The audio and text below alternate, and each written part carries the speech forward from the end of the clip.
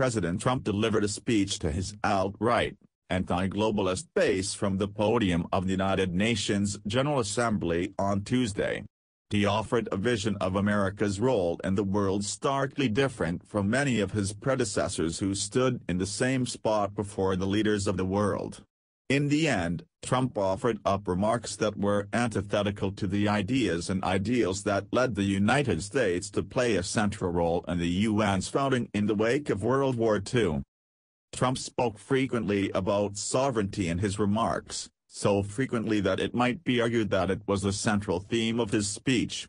We do expect all nations to uphold these two core sovereign duties, to respect the interests of their own people and the rights of every other sovereign nation, he said. National sovereignty, of course, has been perhaps the foundational tenet of international affairs for centuries. But Trump's words were code.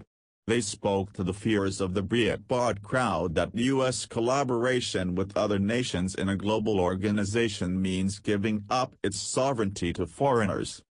Trump also lashed out at global bureaucracies and international trade accords. While he said that the UN, after almost 3/4 of a century, showed some promise, he complained the United States was spending too much on it. We pay far more than anybody realizes. The United States bears an unfair cost burden, he said. This attack on the UN comes in conjunction with his withdrawal from the Paris Climate Accord and the Trans-Pacific Partnership, his goal of renegotiating the North American Free Trade Agreement, his threats to undo the U.S.-South Korea trade deal and the Iran nuclear deal, as well as his criticism of our NATO allies and alliances.